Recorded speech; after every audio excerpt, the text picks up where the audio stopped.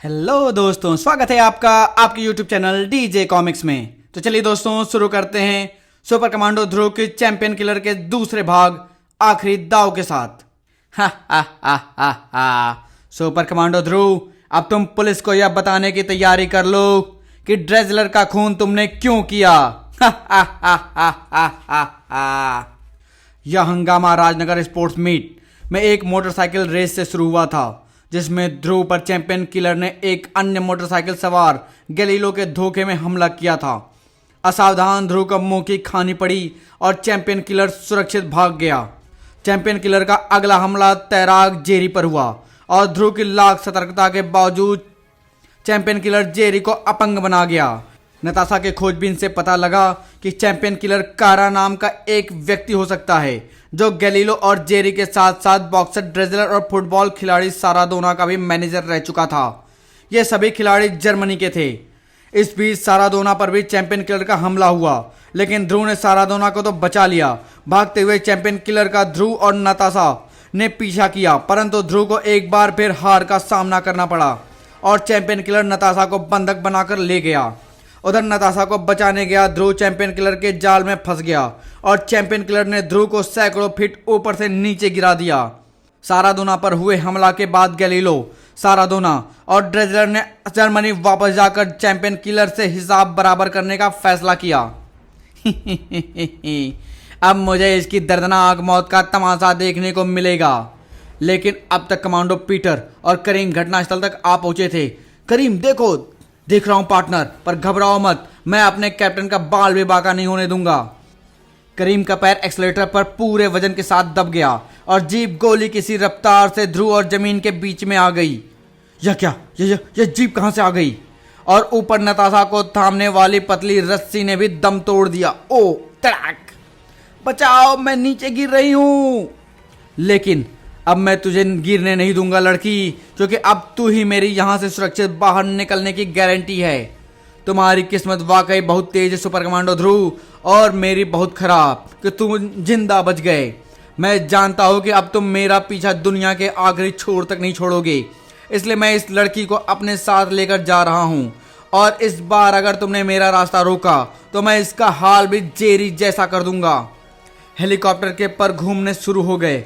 वो नताशा के साथ भाग रहा है ध्रुव। मैं अभी पुलिस को नहीं पीटर, पुलिस ने अगर जोर जबरदस्ती करने की कोशिश की तो नताशा को नुकसान पहुंच सकता है। अभी इसको जाने दो, लेकिन मुझसे बचकर यह जाएगा कहां? इसको तो मैं पाताल से भी ढूंढ निकालूंगा। अब हमको यह कैसे पता चलेगा कि चैंपियन किलर नताशा को कहां ले गया?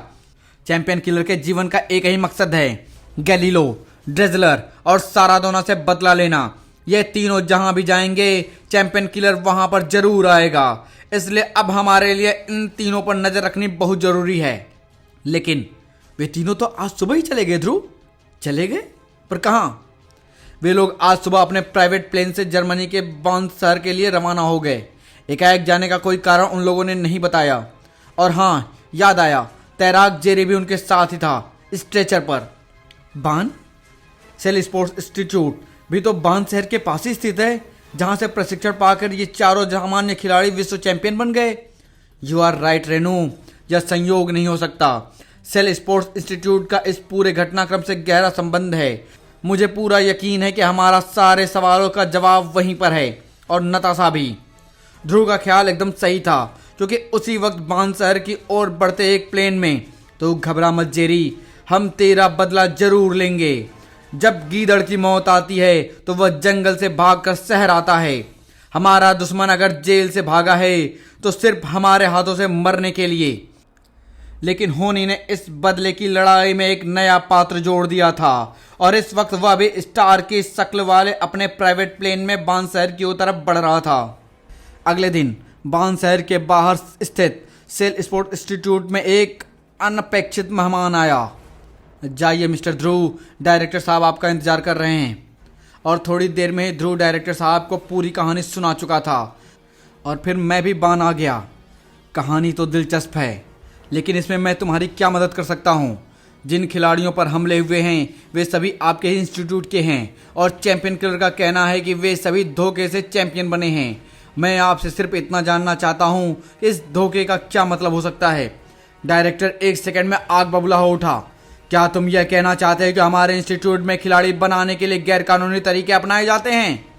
देखिए, मैं तो सिर्फ ऐसी बात कहने की तुम्हारी हिम्मत कैसे हुई? Get out! जा रहा हूं। जाते जाते मुझे सिर्फ इतना बता दीजिए कि कारा मुझे कहां पर मिलेगा। कारा? कौन कारा? आई सेड गेट आउट, और अगर दोबारा कभी आसपास भी नजर आए तो जिंदा नहीं बचोगे। डायरेक्टर के कमरे से बाहर निकलते समय ध्रुव काफी हद तक संतुष्ट था। डायरेक्टर की हड़बड़ाहट ने मेरे इस शक को तो पक्का कर दिया है कि यहां पर कुछ गैरकानूनी यह रसायनों की महक कहां से आ रही है, ठीक वैसी ही जैसे किसी प्रयोगशाला से आती है। रसायनों के गंध का स्रोत ढूंढने में ध्रुव को जरा सी भी परेशानी नहीं हुई, क्योंकि सामने सिर्फ एक दरवाजा था और उसके अंदर से निकलकर जा रहा व्यक्ति साफ तौर पर वैज्ञानिक लग रहा था। दरवाजा लॉक था, लेकिन ध्रुव के लिए किसी भी ताले को खोल लेना कुछ ही सेकंडों का काम था। अंदर से कोई आवाज़ नहीं आ रही है। लगता है कि अंदर कोई नहीं है। मेरे लिए अच्छा ही है। और दरवाजे के पीछे जो कुछ भी था उसका अंदाजा ध्रुव पहले ही लगा चुका था। वाह, यह तो कोई बड़ी ज़बरदस्त प्रयोगशाला लगती है, और इसमें एक कोल्ड स्टोरेज भी बना है। पर यहाँ पर काम क्या होता है? एक खेल संस्थान में प्रयोगशाला का क्या काम? पर इतना पक्का है कि इस गुप्त प्रयोगशाला में जो कुछ भी होता है वह अवश्य गैरकानूनी है, वरना इतना छुपाने इस प्रयोगशाला में बिना इजाजत घुसना भी गैरकानूनी है मिस्टर ध्रुव। पहला शब्द सुनते ही ध्रुव घूम चुका था और वाक्य खत्म होते होते ध्रुव सारी स्थिति समझ चुका था। और यहाँ घुसने वाले हर चोर के लिए एक ही आदेश है, देखते ही गोली मार देने की आदेश। यह तो वही वैज्ञानिक है, और इसकी तो उंगली भी ट्रिगर पर दब रही है। यह तो सचमुच मुझ पर गोली चलाने जा रहा है। वैज्ञानिक को ध्रुव की फुर्ती का अंदाजा नहीं था। ध्रुव का हाथ कब घुमा यह वैज्ञानिक को नहीं दिखा, और न ही वह अपने हाथ पर गिरने वाले तेज एसिड से अपने आप को बचा पाया। एक चीख के साथ पिस्तौल वैज्ञानिक के हाथ से छूटकर दूर जा गिरी, और जब उसका चीखना बंद हुआ तो उसने अपने आप को ध्रुव की गिरफ्त में पाया। बोल, यहाँ पर क्या होता है? बोल। मुझे नहीं मालूम, मैंने तो अभी कुछ महीने पहले से ही यहाँ नौकरी करना शुरू किया है। ध्रुव के पास सच्चाई उगलवाने के लिए ज्यादा वक्त नहीं था। अगले पल ध्रुव ने एक एसिड की बोतल वैज्ञानिक के मुंह में घुसेड़ दी। अगर मैंने इस बोतल को जरा सा भी टेढ़ा कर दिया तो तुम्हारी आंतें गलकर तुम्हारे खून में मिल जाएगी। करके दिखाऊं?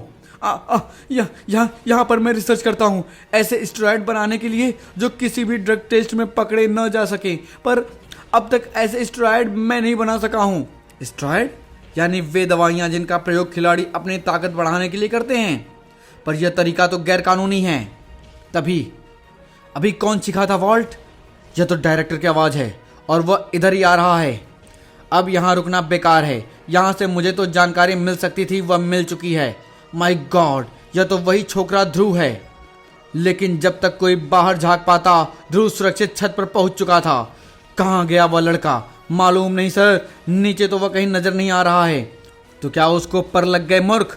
ठीक से देखो, वह सिर्फ तुम्हारी मूर्खता से इस लेबोरेटरी तक पहुंच गया। तुमने जरूर ताला खोल छोड़ा। सर वो देखिए नीचे, अरे ये तीनों इस वक्त यहाँ पर? क्या संयोग है, अभी वह लड़का इनके बारे में ही बात कर रहा था। ध्रुव को ज्यादा आश्चर्य नहीं हुआ। वाह, इन तीनों का यहाँ आना साबित करता है कि इस इंस्टीट्यूट का पूरे घटनाक्रम और नताशा के अपहरण से गहरा संबंध है। थोड़ी ही देर में और वह मुझसे कारा के बारे में पूछ रहा था। मुझे समझ में नहीं आया कि इस कहानी में कारा कहाँ से आ गया। वह कारा जिसे कई महीनों से किसी ने देखा तक नहीं, और सबसे बुरी बात तो यह है कि वह हमारी लेबोरेटरी के बारे में भी जान गया है। आप उस छोकरे की चिंता छोड़ दीजिए सर, उसे हम संभाल लेंगे। हमको पता चला है कि हर्ट जेल से भाग गया है। आपने उसको कहीं इंस्टीट्यूट के आसपास तो नहीं देखा है? हर्ट को? नहीं। वैसे वह जेल से भागा क्यों? यही तो हम भी जानना चाहते हैं। अब हमको इजाजत दीजिए डायरेक्टर साहब। ध्रुव के लिए यह नाम एकदम नया था। हर्ट? यह हर्ट कौन है? वह छोकरा कारा के बारे में कैसे जान गया? पता नहीं, लेकिन वह लड़का है बहुत खतरनाक। अगर वह कारा तक पहुंच गया तो हमारे सारे भेद खुल जाएंगे। हमको तुरंत कारा के पास जाकर यह चेक करना चाहिए कि सब कुछ ठीक ठाक है या नहीं। तुम दोनों जाकर यह चेकिंग का काम कर लो। मेरा कल तक का मुकाबला है, उसके लिए मुझे जिम्नाजियम जाकर प्रैक्टिस करनी है। ओके ड्रिजलर, आओ गैलीलियो हम चलें। Very good. अब ये दोनों कारा के पास जा रहे हैं। अब कुछ एक्शन शुरू होगा। मैं भी खाली बैठा बैठा बोर हो रहा था। कुछ ही देर बाद गैलीलो और सारादोना को लेकर एक कार शहर से बाहर की तरफ एक सुनसान रास्ते पर बढ़ रही थी और इंस्टीट्यूट के एक साउंड प्रूफ एक्सरसाइज चैम्बर में। अगर एक दिन में प्रैक्टिस न करूं तो पूरा बदन अकड़ने लगता है। तुम्हारा बदन तो अब अकड़ेगा चैंपियन ड्रेजलर। तुम? मुझे पता था कि तुम जेल से भाग चुके हो, लेकिन जेल से भागकर तुमने अपनी जिंदगी की सबसे बड़ी गलती की है चैंपियन किलर। क्योंकि जब तक तुम जेल के अंदर थे तब तक तुम मेरे हाथों से बचे हुए थे। अब मैं तुमको जिंदा नहीं छोड़ूंगा। पर तुम यहाँ से जिंदा वापस जरूर जाओगे बॉक्सर, लेकिन अपने पैरों पर चलकर नहीं, बल्कि स्ट्रेचर पर। चैंपियन किलर के एक ही धमाकेदार वार से बॉक्सिंग सैक फट गया और उसमें से निकलती जहरीली गैस ने ड्रेजलर को चारों तरफ से घेर लिया। जब धुआं छटा तो ड्रेजलर का अकड़ा हुआ शरीर जमीन पर गिरा हुआ था और कहीं दूर देख गैलीलो, हमारे मैनेजर साहब कितनी आराम से जिंदगी बिता रहे हैं। हमसे आंखें दिखाने का यही अंजाम होता है कारा। तू हमको ब्लैकमेल करने चला था, हमारा राज खोलने चला था। अब जिंदगी भर तो इसी दड़बे में सड़ेगा कारा। यह क्या? यानी कारा चैंपियन किलर नहीं है, बल्कि इन लोगों ने इसको किसी और कारण से बंदी बनाकर रखा हुआ है। चलो गैलीलो, हमारा कैदी और हमारा राज दोनों ही सुरक्षित हैं। यहाँ पर कभी कोई पहुंच नहीं सकता, ध्रुव भी नहीं। चलो ड्रेजलर को यह खुशखबरी दे आएं। दूसरी तरफ ड्रेजलर के कैरियर खत्म होने की खुशी में चैंपियन किलर अट्टहास कर रहा था। वर्ल्ड हैवीवेट बॉक्सिंग चैंपियन ड्रेजलर आज चैंपियन किलर के कदमों में पड़ा है। लेकिन चैंपियन किलर की यह खुशी सिर्फ पल भर की ही थी, क्योंकि अगले ही पल यह क्या?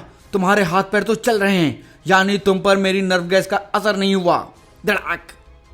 नहीं कमीने, जब से तूने सारादोना पर गैस से हमला किया है तब से मैं अपनी नाक में हमेशा एयर फिल्टर पहने रहता हूँ, इसलिए तेरी गैस मुझ पर बेअसर है। गिरने का नाटक तो मैंने सिर्फ इसलिए किया था ताकि तू असावधान हो जाए और अपना बचाव न कर सके। ड्रेजलर ने आज तक कोई मुकाबला नहीं हारा था और आज तक उसका कोई भी प्रतिद्वंदी बॉक्सिंग रिंग से अपने पैरों पर चलकर वापस नहीं जा पाया था। धम! इसमें कोई शक नहीं था कि चैंपियन किलर मुसीबत में था। दूसरी तरफ कारा कई महीनों से इस वीराने में कैद था और उसने किसी चमत्कार की उम्मीद छोड़ दी थी। आज भी उसको अपनी आंखों पर यकीन नहीं हो रहा था। घबराओ मत कारा, मैं अभी तुम्हारे बंधनों के ताले खोल देता हूं।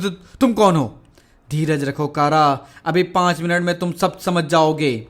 लेकिन ध्रुव यह नहीं जानता था कि दरवाजा टूटते ही एक इलेक्ट्रॉनिक यंत्र कहीं सिग्नल भेजने लगेगा। यह आवाज कैसी है सारादोना? इसका मतलब है कि किसी ने कारा के कमरे में का दरवाजा खोला है। हमको तुरंत वापस जाना होगा और 5 मिनट बाद। ओह, तो यह चक्कर है। हाँ, पहले मेरा ख्याल था कि तुम चैंपियन किलर हो, लेकिन मेरा यह ख्याल गलत निकला। तुमने मुझे इस कैद से आज़ाद किया है ध्रुव, इसलिए मैं तुमको बताता हूँ कि चैंपियन किलर कौन है और वह क्या चाहता है। मैं सेल स्पोर्ट्स इंस्टीट्यूट में एक प्रशिक्षक था। इस इंस्टीट्यूट में एक ऐसा विभाग भी है जिसका काम ऐसी दवाइयाँ विकसित करना है जो खिलाड़ियों में कृत्रिम शक्ति पैदा कर दे। इस विभाग का हेड मेरा गहरा दोस्त वैज्ञानिक स्मिथ था। एक दिन वह खुशी से कूदता मेरे पास आया। कारा, मैंने एक ऐसी ड्रग बनाई है जो एक सामान्य खिलाड़ी को भी विश्व चैंपियन बना सकती है। वह कैसे स्मिथ? देखो, हर खिलाड़ी को खेलने की क्षमता को उसके मस्तिष्क का एक खास भाग कंट्रोल करता है। यह ड्रग खिलाड़ी के मस्तिष्क के उस भाग को इतना विकसित कर देगी कि वह खिलाड़ी अपने खेल का विश्व चैंपियन बन जाएगा। पर यह तरीका तो गैरकानूनी है। गैरकानूनी तो तब होगा जब खिलाड़ी को किसी ड्रग टेस्ट में पकड़ा जा सके। इस दवाई को किसी भी ड्रग टेस्ट में पकड़ा नहीं जा सकता। मैं आज रात इसका फाइनल सैंपल बनाकर कल डायरेक्टर साहब के पास ले जाऊंगा। मुझे उस वक्त यह पता नहीं था कि जेरी, सारादोना, ड्रेजलर और गैलीलो खिड़की के बाहर खड़े ये बातें सुन रहे थे। उस समय यह चारों बहुत मामूली खिलाड़ी थे। बाद में मुझे यह भी पता चला कि उसी रात वह चारों स्मिथ के पास लेबोरेटरी में गए और स्मिथ से उन लोगों ने वह वंडर ड्रग उन चारों को सौंप देने के लिए कहा। स्मिथ के साफ मना कर देने पर इन चारों ने वंडर ड्रग जबरदस्ती अपने कब्जे में लेकर स्मिथ को खिड़की से नीचे धकेल दिया। जमीन से टकराने से पहले स्मिथ सिर्फ एक ही बार चीख पाया, आ! उस वक्त स्मिथ का सहायक हर्ट मेरे साथ बैठा कॉफी पी रहा था। चीख सुनकर हम दोनों बाहर की तरफ तेजी से भागे। हमारे सामने खून से नहाई हुई स्मिथ की लाश जमीन पर पड़ी हुई थी। हर्ट तेजी से ऊपर लेबोरेटरी की तरफ भागा और मैं स्मिथ की नब्ज देखने लगा। स्मिथ की धड़कन बंद हो चुकी थी। अब वहां करने को कुछ भी नहीं था। मैं भी तेजी से ऊपर भागा, लेकिन वहां पर तो नजारा कुछ और ही था। लेबोरेटरी में वह चारों हर्ट को पकड़े खड़े थे। कारा! इस कमीने ने हमारे सामने प्रोफेसर स्मिथ से झगड़ा करने के बाद उनको नीचे धक्का दे दिया। मैं सच्चाई जानता था, लेकिन उन 4 की गवाहियों के सामने जज ने मेरी गवाहियों का मना कर दिया और हर्ट को उम्र कैद की सजा हो गई। इन 4 को फिर भी यह डर बना रहा कि मैं कहीं इनके वंडर ड्रग का भेद न खोल दूं। इन लोगों ने मुझे अपना मैनेजर बना लेने और बेशुमार पैसे देने का लालच दिया। मैं मूर्ख इनके झांसे में आ गया, लेकिन ये चारों उस ड्रग के बूते पर सफलता की सीढ़ियां चढ़ते रहे और मुझे एक भी पैसा नहीं दिया। और जब मैंने ओलंपिक कमेटी के सामने इनका राज खोलने की धमकी दी तो इन लोगों ने मुझे यहाँ कैद कर लिया। समझा, पर इस कहानी में चैंपियन किलर कहाँ है? मुझे कुछ समय पहले इनकी बातों में से पता चला कि हर्ट जेल से भाग गया है। वह खुद भी वंडर ड्रग का फार्मूला जानता है। उसने अदालत में इन 4 से बदला लेने की कसम भी खाई थी। अब वही कारा! गोली बाहर से किसी ने चलाई है और मैं यकीन के साथ कह सकता हूं कि गोली चलाने वाला गैलीलो और सारादोना है। सारादोना, इसने हमको कारा का खून करते हुए देख लिया है।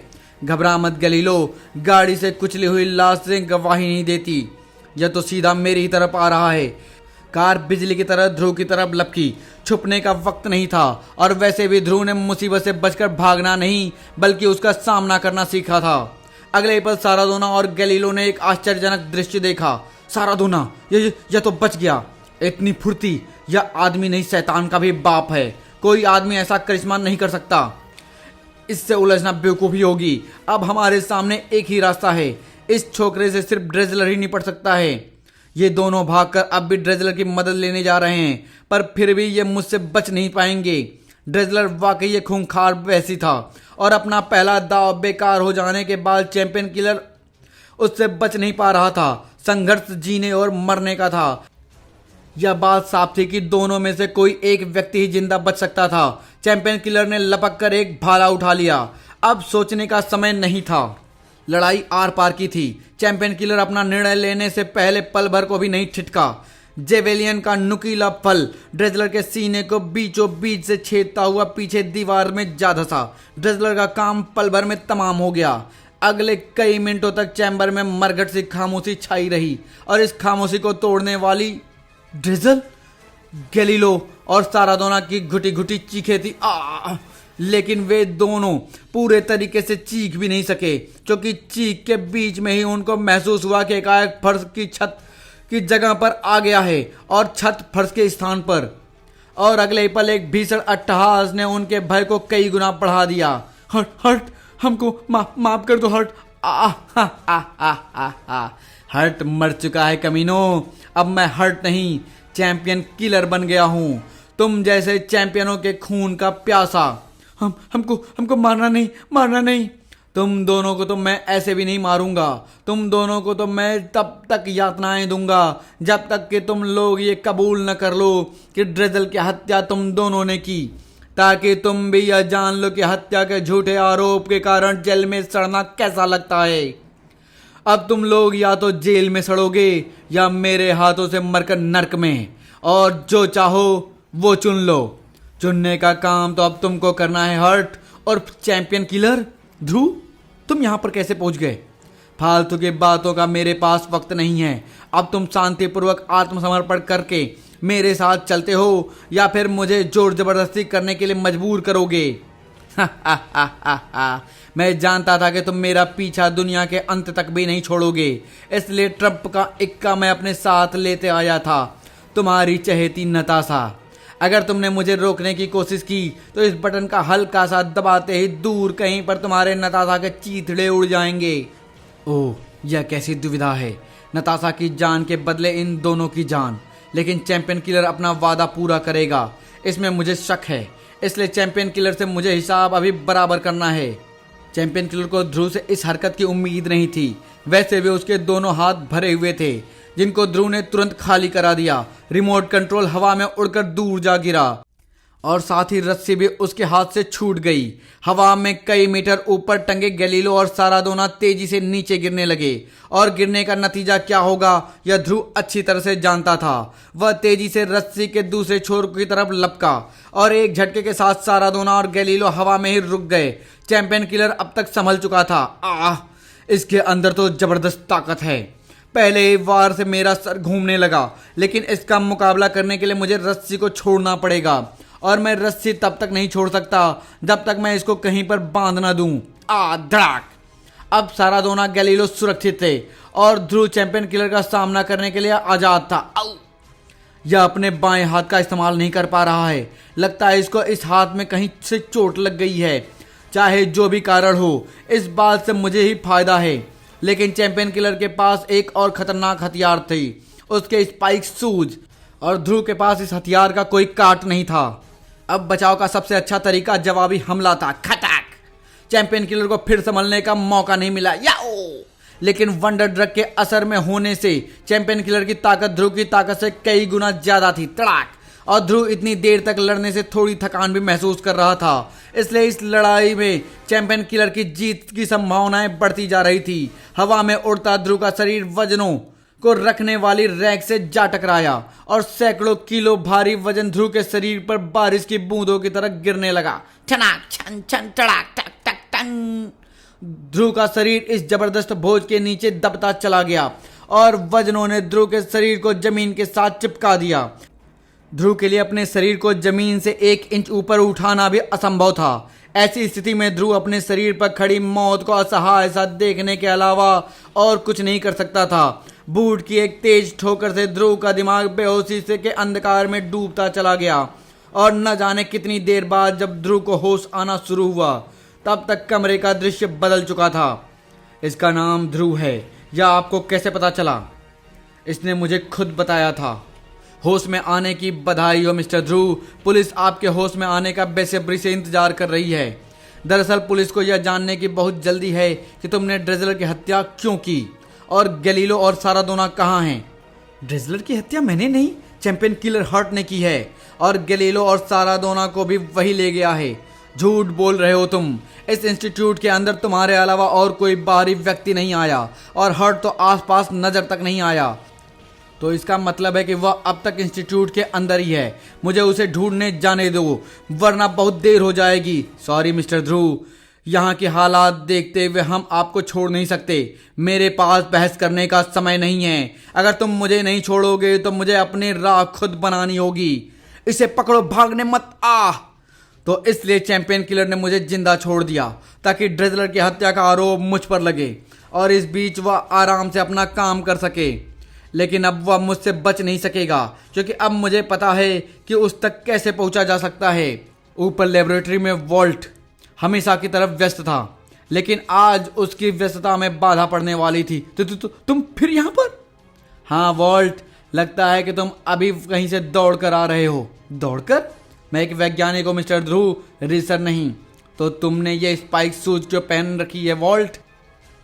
या फिर मैं तुमको हर्ट कहूँ? Champion killer heart. अब जब तुम मेरे बारे में जान ही गए हो तो छुपने का कोई तुक नहीं है। लेकिन तुमने मेरा यह राज जाना कैसे? दवाइयों और गैसों के विषय में तुम्हारी गहरी जानकारी यह बताने को काफी थी कि तुम एक वैज्ञानिक हो, और गैलीलो और सारादोना को इंस्टीट्यूट के बाहर नहीं ले जाना साफ बताता था कि तुम इसी संस्था में काम करते हो। और मुझसे लड़ाई के समय तुम्हारे बाएं हाथ का ज्यादा इस्तेमाल न कर पाना मुझे बता गया कि तुम वही वैज्ञानिक हो जिसके दाएं हाथ पर मैंने एसिड डाला था। तू मेरे बारे में वह सब कुछ जान गया है जो तेरी जिंदगी के लिए घातक हो सकता है। मैं यहाँ पर तुमको यह सब सिर्फ इसलिए बताने आया हूँ कि ताकि तुम शांतिपूर्वक अपना गुनाह कबूल कर लो और नताशा के साथ साथ गैलीलो और सारादोना को मेरे हवाले कर दो। असंभव। अब वे तीनों तो मेरे हाथों से ही मरेंगे ध्रुव, और इसकी शुरुआत तुमसे होगी। मैंने इस इंस्टीट्यूट में वॉल्ट का रूप धरकर सिर्फ इसलिए नौकरी की थी ताकि यहाँ से मैं उन चारों की हरकतों पर नजर रख सकूं।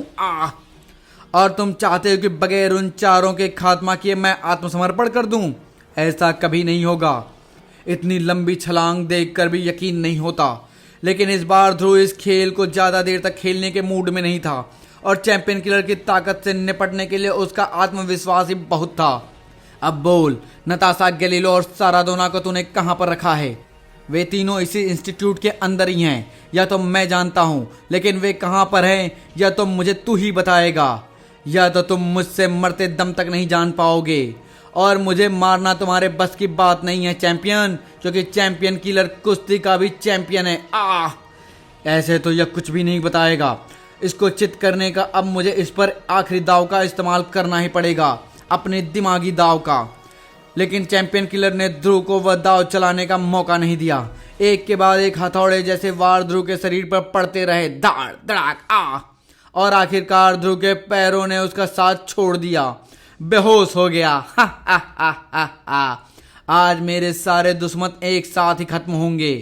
अब तू यह भी जान पाएगा कि बाकी तीनों को मैंने कहां पर रखा हुआ है। वे सब यहां पर हैं, इस कोल्ड स्टोरेज में, और यहीं पर तुम सबकी कब्र एक साथ बनेगी। अब मैं इस कोल्ड स्टोरेज को इतना ठंडा कर दूंगा कि इन सबके जिस्म मरने से पहले ही अकड़ जाएंगे।